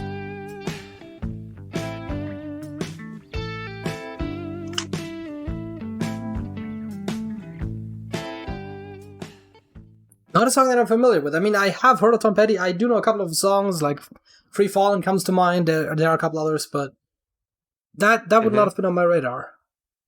Last Dance with Mary Jane. You've heard that. Doesn't ring a You don't know how it feels. bell right off. I sort of gotta know like at least 2 or 3 Tom Petty songs, but like none of the aforementioned besides the one that I said. Let's see if I can maybe show off again on the 60s, because that seems like it's more me, less you, but who's to say? Yeah.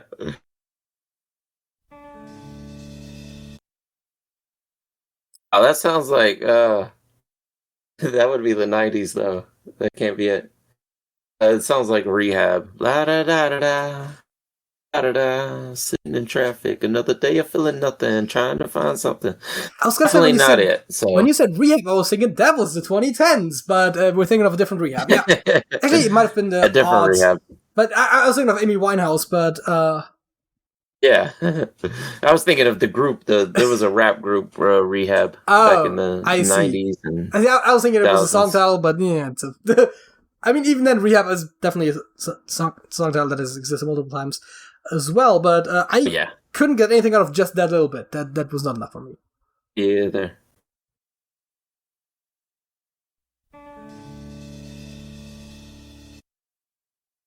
Oh, it's still a thing. It's always the thing with the slow starts, Yeah. man. It's always difficult. Yeah. They loved that in the 60s. I mean, I don't even have anything against it, like, musically speaking, but just for the purposes of this game, it's really annoying. Yes, it's horrible for this game, but yeah, I don't mind having a long intro on songs. I mean, it's also I like, know Tool did enough of them. if there's like a song that you like know really well, it's also really satisfying when you're like you have like 1 or 2 sounds and you're like, oh, actually I know this, right? Like, you don't even need to like. Yeah. I still think, Yeah. I mean, they don't have any Beatles songs in here, but still think A Hard Day's Night would be a great song where it's like, you can just, on the first sound, right, you can just recognize that song every time. But yeah. When it goes like, ding, right? Yeah, I would, with Creedence Clearwater, like any song you hear, you'll know instantly. Whether John Fogerty is singing it or not. I don't know anything about this one, though, so I guess we're going to skip again, huh? Yeah, I guess so. Hopefully we get a drop.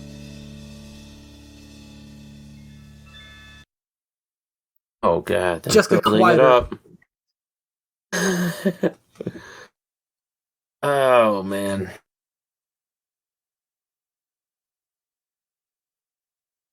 Not even a clue, man. I need to hear meat or something real.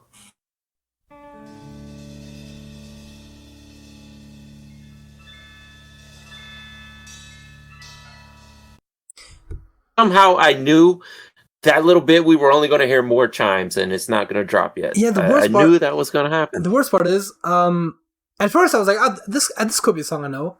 Like when I heard like the first 2 segments, right? And like as soon as the chime started, I'm like, actually, I'm not so sure. And then like it kept, and I'm like, no, actually, this doesn't ring a bell at all. It's like sometimes you have that when it seems like you know it, and then it gets worse somehow.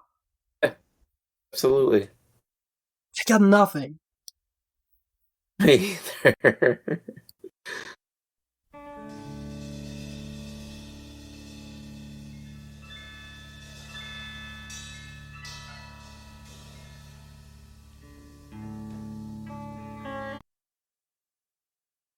Oh my god, such a slow start. But there was a guitar there. Still sounds like, yeah, it still sounds like songs that I know of in the 90s. I mean, the 90s, especially when you're talking about more sort of the rap direction, of course, very well known for sampling older songs. So it's very possible that you literally have heard this before in the 90s song, but they just sampled it. Absolutely. Especially if it's like Puff Daddy or something, because every hit they had was just a sample of songs from the 70s and 80s.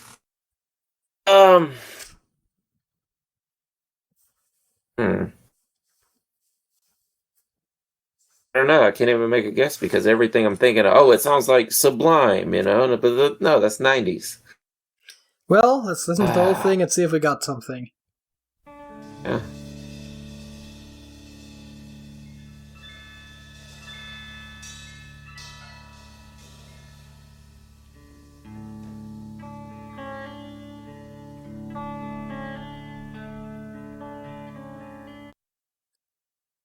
God, it does sound kind of familiar. Yeah, I was though. gonna say the guitar actually sounds kind of familiar, but I would not Yes. be able to place it anywhere. It's so soft and There's a very real chance that I know this song, and I just wouldn't be able to place the intro. yes. Yes, I feel the same way. I still don't have any idea though. Like I'm not gonna get this. Hmm.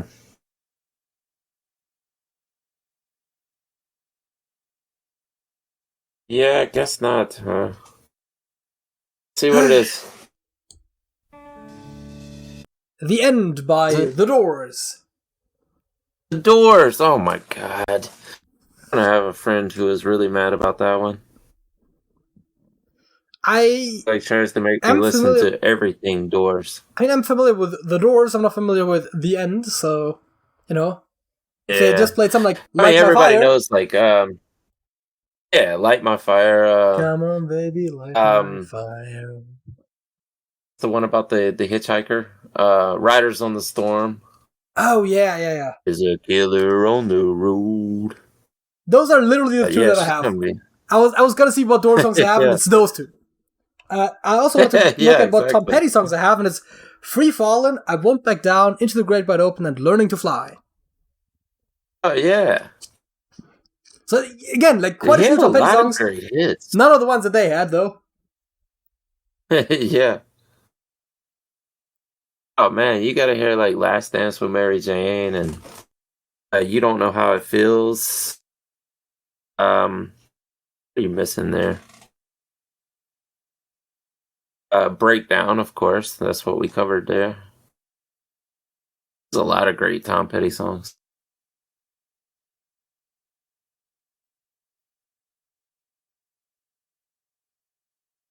Yep, I'm definitely have a friend who's gonna be mad about me not knowing that Doors track.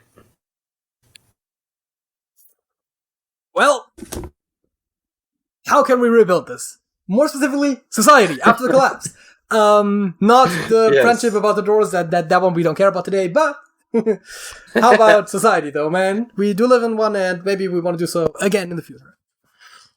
If if we actually hit the apocalypse, like how much is it actually gonna like slow us down, right? Like because humans have a tendency to we survive a lot of things, we adapt, we progress, but the question is, what if we get knocked back? How long does it take for us to get back to where we are? How much does are we talking to like back to the Stone Age? Well, that's the question, right? It depends on the type of apocalypse. And also, I would say that the less far we get knocked back, the quicker we also get back. Not only in as far as like, if we get knocked back 10 years, it's going to take us 10 years. If we get knocked back 20, it takes us 20. But more so in that, if we get knocked back 10 years, we can probably just reverse engineer the tech that is around and just get back to where we are within a year, right? Whereas, if we get knocked back to the early industrial revolution or something, right? Like, get knocked over like 100, like, get knocked over, what would it be, like, almost 200 years back or something? Like, it's like, we're not going to reverse engineer computers if the steam engine is like our most recent piece of tech, basically, right? Like, because the difference between how do we get here the first time and how do we get back really is just that we have things left from before, right? So, because obviously otherwise it's like, oh yeah, what if we get bombed into the Stone Age? It's like, if our population numbers are comparable to the Stone Age, we're just gonna progress as if we were in the Stone Age, right? Middle Ages, yeah, same I think idea. it really depends on what people are left. Also, what subset of society are the ones who make it? Because if you take a certain subset that maybe the drug addicts or something, somehow they survive. Not to say that there's not smart drug addicts out there. Just take the average drug addict off the street, the average homeless person, and they're the ones that survive. And it's probably going to take us a lot longer than if there is a group of scientists or, God forbid, politicians that made it to a bunker somewhere. But they would tend to be smarter people, right? So, first of all, well, studies show that there's a positive smarter correlation. than the homeless population, I would think. Studies show that there's a positive correlation between intelligence and drug use. But there's a... Is there, though? it's a whole thing. I think it's kind of associated with the whole idea that happy people, Maybe a certain type of drug. Intelligent people are less likely to be happy, and thereby they are more likely to be driven to drug use or something like that. I think was the logic. I mean, that makes sense, dude. That does make sense. I'm not saying that like every hardcore drug addict is necessarily like a genius, but there is. I mean, I've met some crackheads that I don't even think they could tie their shoe without help. Also, of course, certain drugs will have adverse effect on your intellect, like just from taking them. There's also, I think, the fact that I think there's the studies that I'm thinking about, and again, I haven't like specifically looked into them. I just heard about them, but I think we're also just talking about drug use in general, and they might have included alcohol. They probably included weed, right? And it's like, I'm sure there are a lot of smart stoners out there, and I'm sure there are even more stoners that think they're smart while they're stoned because, dude, man. Dude, just think, what if Earth was actually a pizza, man? So, I don't know, something. I don't know. What if the moon is made of cheese, bro? That means we could like move there and just eat the moon forever. But yeah, I don't know. I did know some smart stoners in school and things like that. So yeah, they're. But okay, let's say a certain group of scientists, we're actually capable of foreseeing the downfall, and they survived it out in a bunker somewhere. We're going to get back to homeostasis, back to where we are right now, much quicker than if just the average person off the street or hillbillies up in the mountains survive or something like that, I mean, I guess there's also the question of what kind of rebuilding are we talking about, right? Because obviously technologically, yes, scientists, engineers, right? Like those are the kinds of people that you want. There is also a question about like societal rebuilding, right? Like the question then is also to some degree, how necessary is it? But there is something to be said about the fact that the kind of society that we live in today, right, with democracy and like human rights and that sort of stuff, are relatively, not really recent inventions. Of course, democracy was invented by the Greek. Not that they used it, but they did certainly invent it, and the Romans did practice it to some degree. But, like a lot of what we assume our modern society to look like is built on sort of more recent developments. Now, not all of it necessarily positive, but there's certainly a question of would we also go back to that? So there's kind of two sort of parallel tracks I can think of. And then the other question, of course, is how capable are the scientists of the actual basic survival stuff, right? So having some farmers around, for example, would maybe not actually hurt. Huh. Yeah, I mean, that's another thing, too. Like, could be, I guess scientists could be adept at like hunting and things like that, but not necessarily. You probably would want some farmers and some survivalists and things like that. Yeah. Also, I guess if you... Sorry, go ahead. Go ahead. If you have like a healthy mix of people with different skills, that's really going to set you off faster than any certain one particular subset of society. Yeah, I think it's certainly true. And I think also any sort of relics of the past, if you will, would also be very useful of certain times, especially, right? Where it's like, if we keep samples of our technology around, for example, it's going to be a lot easier to then reproduce those than if we have to, just from like theoretical understanding, have to rebuild it, even if we do retain a lot of the underlying knowledge, right? Just because you know electrical engineering doesn't mean that you can necessarily build a computer. And even if you do know both the fundamentals of computer science and of the physics of the chip itself, then you'd still need a lot of manufacturing processes, and you would still need to fidget around with the details, even if you do roughly know. Like, if you have a programmer and a physicist, right? You probably, obviously, both of those can have certain specializations, but you can probably get the basics of how a computer works, but you're not going to necessarily know the exact CPU architecture that you're trying to recreate. Yeah. Because the physicist would know more so in the like electricity and like semiconductors and that sort of stuff, like sort of the very low level, and the programmer would be more knowledgeable about the slightly higher level applications, and so they would know like binary logic to some degree, but they wouldn't necessarily know not necessarily how CPU is actually built with like the different processing units and data There's a Mhm. fuck. It's been too long. I had to do some of that in college, so like I do know some of that, but also like the whole like NAND gates and then combining those into NOR and OR and NOT and XOR and half adders, full adders, the whole like muxers, demux, like the whole thing. I know you don't understand a word of what I'm saying, but Yeah, you might be losing me there. which is kind of what I was getting at, though, right? Where like I'm sure you would have knowledge that would be useful, but you wouldn't be that helpful in building a computer. I mean, maybe you could build a computer from parts, but you wouldn't be able to necessarily build a computer like out of a hunk of metal and hunk of silicon or something, right? Like you have some carbon, you have some that goes silicon, back to build a the computer. question. Yeah, people like to throw that question around. Like, if I place you in the middle of a forest, long before you could make an iPhone. Well, the fact is, there's not enough components out in the forest to make an iPhone because you need silicone and things like that. That you can't just readily produce from wood and dirt and things. I mean, If you ever see, if you're on top of some copper veins, and I think silicon is also found in the ground, you can technically. Well, actually, silicon can be made out of sand. So if you're like by the coast and there's where copper under the earth, I mean, where you could are you gonna have all of? you could Maybe. technically find everything, but also again, it's just you can't just make an iPhone using the raw materials. You need a lot of machinery to make the components as well, and it's such a degree of precision engineering that it's way too complicated.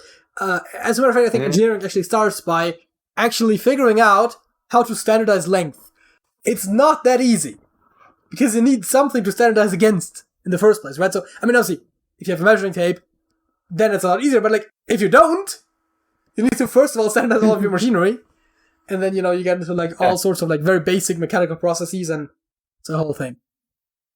I guess we'd if you're talking about units of measurements, we'd go back to originally where like the foot came from. You take the most average foot, and that is your normal length of a foot. And I mean, yeah, you have to break it down from there. I mean, obviously, you can just take any arbitrary length and then just cut a bunch of sticks in the exact correct length and then use those as measurements. But it is still not exactly trivial. And then equally subdividing so that you make sure that you can actually break it down and blah blah.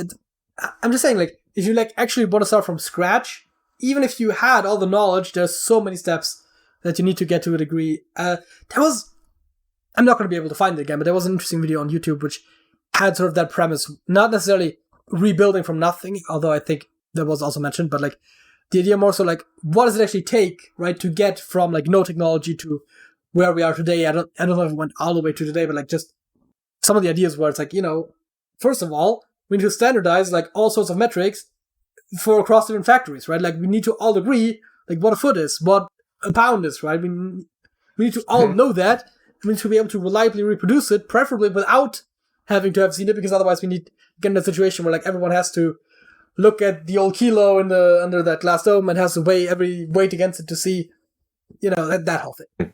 By the way, the kilo, I believe, has now been, has a while back been changed so that it's now no longer officially based on literally just like a piece of metal, because that's a bad idea. Who would have thought? Mm-hmm. Yeah. But where were we headed? Rebuilding after the apocalypse. Yeah. What'd you start with? You were trying to rebuild society as you remember it. What would be the first thing you build? I mean, it depends on what we're left with. If we were starting absolutely from scratch, I think... you would think a house, of course, first. But let's say you had housing, had your food situation taken care of. You're ready to get society moving in a technological direction. Start with? Honestly, a lot of the things that I would think would be good to start with might not be the things that you immediately think of, but I think soap is a good one, which is relatively easy to make, and cleanliness is important, right? That has a dramatic positive effect on life expectancy. Penicillin should be relatively easy to have some fundamental antibiotics, again, for disease. And I think I would... Alcohol. Yeah, I mean, exactly, but also disinfectant, right? Like alcohol, that's great. Mhm. So I would probably start actually. The very first stuff I would start with is like as much like fundamental medicine as you can get without having to like really deeply go into researching. Like some of the stuff that you can more or less find in nature, because because knowledge, right? I mean, first of all, you need. I mean, you presumably still have language. You need paper or papyrus or a vellum or something like that you can write on. You need something to write with, which is very important. But then also, I think again, like information is the key, and information will deteriorate if you don't have like a society like ours, because it's going to be impossible. Like everything that I know to transfer that all to the next generation is basically impossible. Not because I know that much, but because there's inevitably something that gets lost, and depending on how long of a time frame you go over, there's also going to be information that might not seem important, but that would later become important, right? Again, like I have a lot of knowledge in sort of the realm of computer science, which isn't really helpful until you get to basic computing. And so that might get lost at some point in the process. So anything that extends human life expectancy, so again, like just basic protection against the elements and basic healthcare, I think, are some of the easier things where the longer people live, the more time they have to learn, the more time they have to pass on their knowledge. Then, of course, again, for passing on knowledge, we want to have the written word, which presumably we still have in some capacity, but just the materials needed to store somewhat reliably text, because also, like, you can write with just about anything on just about anything, but if you write with a stick in the dirt, the next time it rains, it's going to be gone, right? So we want something a little bit more sophisticated than that, so something that doesn't... Also, like, again, like, there are some factors, right? Like, sun exposure can fade texts over time, so you have to optimally write on something that has a minimal effect in that sense. So I think writing and medicine are probably the first sort of big things. And of course, again, as some form of transportation. Hopefully you have enough animals that can be used for transportation also, like horses and cattle and things like that. I was going to say, why does transportation matter depending on how many people we are? But I guess it matters to get to different resources, because you're not going to be somewhere where you have everything, as we previously talked about. Exactly. I guess, basic mechanics would probably be the next thing, because you can relatively easily get mechanical power from just like any running water. Like a water wheel is not that complicated. I could probably genuinely build one, like with a bit of trial and error, without necessarily having to have deep knowledge of how water wheels work, because it's just a gear, right? Like you have a big thing that has like those boards, and then water goes over it, it moves down, turns the shaft, you put like another gear or something, and then you have mechanical power. Yeah. There are some very basic electrical motors that you can build, I think, based off of mechanical power. Just off like just by moving magnets against each other. I think you can I think it was a thing with you take like a glass disc with like sort of metal sort of ingots in them, almost like sort of like small plates. There was something where that like if it rotates around a magnet or something, it generates power. Something like that. Again, like I don't know all of the details, but those would be the kind of things. Like there are a lot of relatively low-tech things that you can get to even having electricity. Now, not necessarily equally around the clock, not necessarily a lot, but you get into a lot of processes that could be useful. Obviously, you have the railroad system still in place, which I would assume you would. And, that's basically a grid across the entire, at least country, and probably most of the world have a decent railroad system. I mean, yeah, wherever you're at, you would think you'd be close to one somewhere, and, you could use like one of those old school pump handle carts. With the correct gear ratios, like you were talking about earlier, a little bit of work becomes a lot of work in the end, a lot of energy produced. I think also, if we're scavenging the old world, then one of the big things to get would just be anything that's purely mechanical, right? Because a lot of older things are a lot easier to maintain, right? So if we get like a steam locomotive, we get like there's not going to be there's not that many moving parts compared to like an electrical train or something. Like we could probably get that going, and coal is easy, right? Coal is just wood, fire. I think if you want to get like, I think you can even make your own steel if you need to and stuff like that. Like, though it's a bit complicated because a coal fire doesn't really get hot enough, so you have to like build a specific structure around it that like traps the heat and blah blah blah. There's ways to do that. But yeah, of course, if you still have trains to work with, that's certainly a big help. You probably, Yeah. depending on how long we're talking about, there might be some destruction if there was like a war beforehand or something. We might have been in the bunker for a while if there was some radiation. Presumably, we're still the same generation that Yeah. got exposed to it, so it couldn't have been that bad, because otherwise, it's a whole other kind of worms if we're trying to like make plans for the next generation. Like if we're sitting in a bunker and just trying to draw plans for the next generation, that's going to be a lot more difficult, because again, so much is going to be lost from generation to generation, almost by necessity. Now, the good thing is, books still exist, right? All of a sudden, analog data storage, like books and whatnot, are going to be so much more useful than electronics, because you're not going to have power. And it's a lot more susceptible to damage as well to some degree. I mean, obviously, books, water damage, but Yeah. but for electronics, right? It's like, I'm not sure if you're in a situation where houses, like, windows have been destroyed, like there's been like a big blast and like all the windows in like a however many miles radius have been shattered. All of a sudden the elements come to a lot of buildings, right? And you have like constant humidity and stuff like that. And I think hard drives are not going to be, and SSDs probably even less so, that great at surviving constant exposure to the elements for some time. So to some degree, books might be a better like long-term thing. And of course, if you have something like stone tablets, that would be even better. We don't have a lot of those. I mean, I know someone once put out some instructions. I believe they were vandalized. I saw you mentioned in the podcast the Georgia Guidestones. Yeah, they do not stand anymore. Yes, they're completely torn down at this point. I will admit there was some questionable stuff in there as well, but the idea was good, right? Like, leave instructions for the next generations in a way that is basically indestructible. Well, unless someone is trying to destroy it. But like, natural forces will take thousands of years to destroy stone. Just from like erosion. And also, I think the Georgia Guidestones were like written in like 6 different languages or something, so that's also kind of useful, although you would assume that most likely the people that are going to be around those stones will speak English. Yeah, you would think, since they were in Elberton, Georgia, but I still don't know why they were destroyed. Like, it still blows my mind that. I mean, is this a Manchurian candidate type situation? Is this MK Ultra? Like, why someone have the inclination to destroy those things? Where is it some conspiracy obsessed individual who thinks, oh my god, this is part of the Illuminati, they put that here, I need to take this out, I mean, it could also be just someone just doesn't like the instructions, right? I mean, there was some stuff like keep the population under a certain number. Doesn't like coincide with the Bible, or something like that. But like, anyone who disagrees with the stuff that's on those zones and that genuinely believes that someone might see those in the future might then feel inclined to make sure that if something like that stands, it does have the right values, whichever one those are for you. Because obviously having a whole new civilization built on values that you perceive as wrong would probably be kind of bad.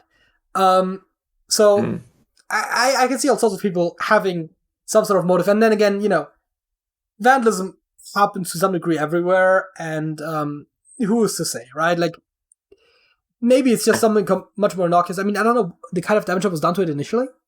I vaguely remember hearing on the podcast, but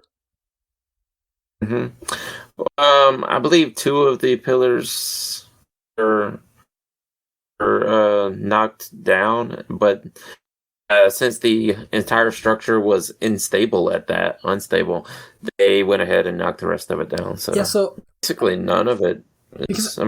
There's still 2 pillars that were somewhat intact, but I don't even know what information was left on those, and hopefully somebody rebuilds it, to tell you the truth. I'm wondering what kind of tools it would take to destroy the pillars the way they did, right? Because the less tool intensive it is, the more likely it is to just be someone randomly deciding to do it, right? If you need to like bring in like heavy machinery, that's gonna take a lot of planning. That's gonna take a lot of motive. Like, if you could just do it with some rope and an anchor point, or like a heavy pickaxe, or like a big hammer or something, then it could just be some drunk guy, right? Like, that's sort of the 2 extremes that we kind of have to think about. Why would someone do that? Because it wasn't explosive though that did it. Okay, so you know what it did, because explosives is like I guess someone would have had to have done that to some degree intentionally, right? You don't just get drunk and be like, hey, what if I blew up the Georgia Guidestones? Yeah, exactly. Hey, you would think like rebellious teenagers or something like that. It seems a little out of that realm. I think the most likely thing, in my opinion, would be a conspiracy obsessed individual who thought this is a work of the Illuminati, and I'm gonna take this out just to fight the power or whatever he's fighting. Sounds like the exact kind of conspiracy Sad, theories though. that I would expect there to be a lot of within that state. Yeah. I'm saying Georgia League's Well, right. That's what I'm saying. Alex Jones. It was Alex Jones! Yeah, it was definitely Alex Jones. Oh, okay. I Honestly, think it he would was be getting kind of ready for his hilarious if, court like, case around that time. if some camera footage came out and it was like actually just like one of those like high profile right wing pundits was like, oh yeah, no, like, it's actually someone It's like, okay. Huh.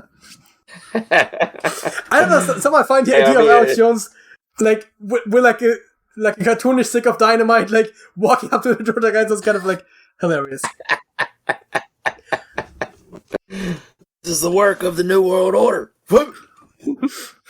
I wouldn't. Being that it's not far from here, there is a non-zero chance that I do know who did it. I mean, yeah, no, but I was saying, I was using the more general you, right? Like that people at large might know who it is. Yeah. I mean, obviously, the chance that you personally know who it is obviously a lot more. It's a lot higher than for sort of the average person because of their proximity, of course. Yeah. That was Fred, man. I went to school with him.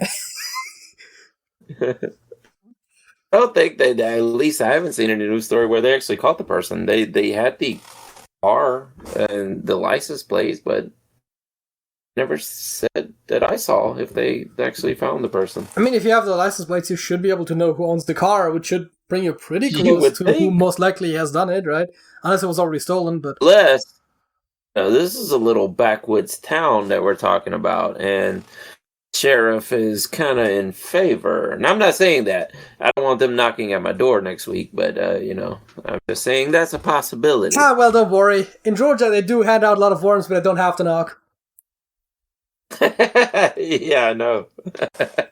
Trust me, I know. It's a whole other kind of worms that we don't have to get into right now.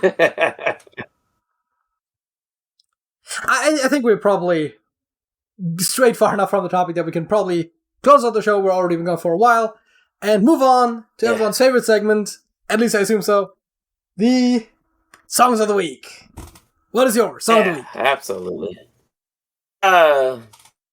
Almost forgot what I gave you. Love You to Death by Typo Negative.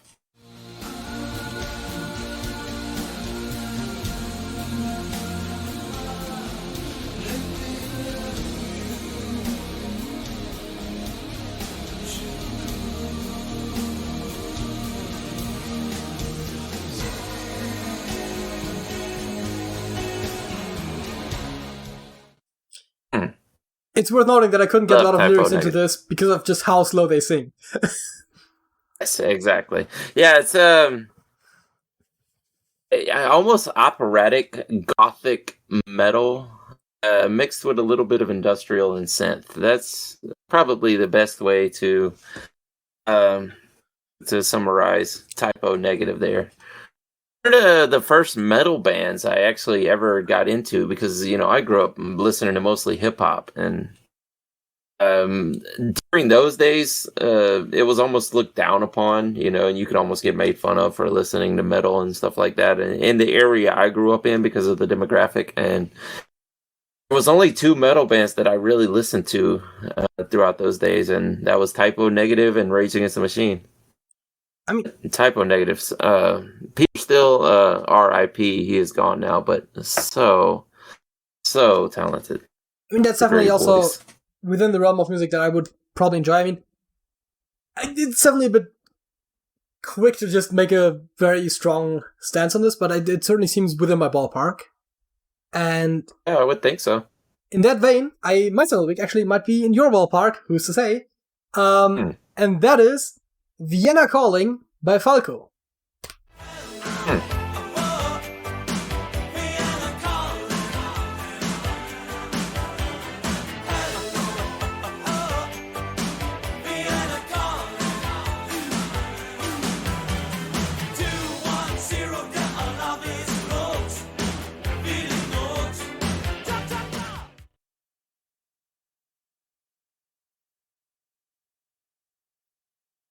Yeah, I mean, I don't have that much to say about it. I mean, you probably haven't heard the song before, I would assume.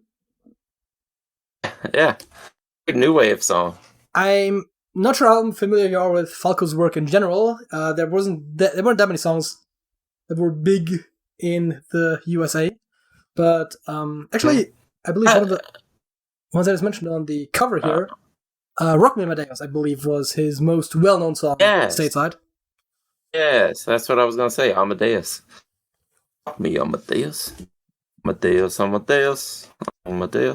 think Falco was decent. They made a footprint in America for sure. And yeah, I think that's his only. I think "Rock Me Amadeus" was the only song that was like really big in the States, and I think Der Kommissar had an English language cover that was relatively well known. But I definitely have heard Vienna Calling also. Oh, really? I don't think that was that internationally successful. Absolutely. But, okay. Cool. Yeah. Yeah, that's maybe a movie or something that was in also in a soundtrack. I mean, I'm sure it was at some point, but maybe a movie that I'm familiar with that was in. But yeah, I know the track. Because I wasn't sure. Like a lot of new wave. What do you say? Like new wave, general. I guess some of it for sure, definitely. But also Falco's one of those interesting musicians where, like, I'm not sure. It's something about his music, I don't know, but like it feels like almost kind of goes a bit beyond like what I mean. He has also been described as various genres over the years, but. This kind of like has that something where like some people say he raps, which like I don't know. Like there's certainly a second songs where he doesn't really sing, where he just kind of Amadeus talks, could be considered. I mean, it's actually been covered by hip hop artists plenty times. So like I don't know if his rapping style is like what I would necessarily consider rap in general, but like it's certainly something that he does. So like he definitely is very broad, first of all, in his music, and then second of all, again, like I just like some of his songs for some reason. I couldn't necessarily place it exactly why. I wouldn't say that Vienna Calling is necessarily his best song. I mentioned before how you may or may not be familiar with his discography, but since you do seem to know more songs of his than I would have expected, are you familiar with Genie? Which I would say is probably his best song, or one of his best. I'd have to hear it. I don't know right offhand. Because Genie, Coming Home, and Out of the Dark are probably his three best songs in my opinion. Now, all of those, I mean, as well as Vienna Calling and Rock Me Amadeus, are of course also partially in German, or in large parts in German, so that also makes their broad appeal in the English-speaking parts of the world a lot lesser. But so, Genie was a big hit, though, right? I mean, it certainly was in Germany and Austria. I don't know about the rest of the world. Yeah.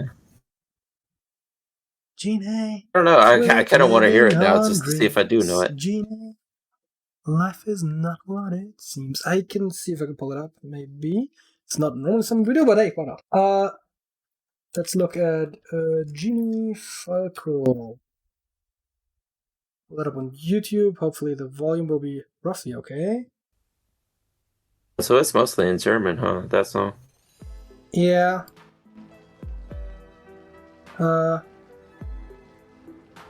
This is most replayed. Is that the chorus? Nope. Why would it be?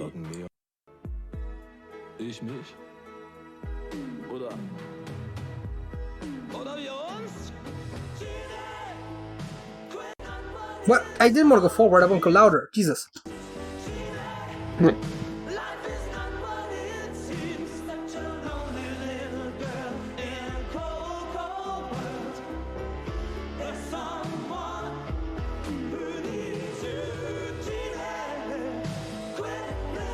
I don't think I'm familiar with that one. I would And say it has a familiar sound, but possibly- most of the new wave music sounded like that. So I would say it's possibly his best song in my opinion, but it's also again like the chorus is entirely in English, and I think the verses are basically entirely in German. So make of that what you will. But that I believe brings this episode of the Trash Talk podcast to a close. Of course, as always, check out the Trash Talkers, give this video a like, subscribe to the Trash Can TV too, and join the Discord server if you want to talk to us. Leave us a comment if you so desire, and Smokey. that's it. That's it.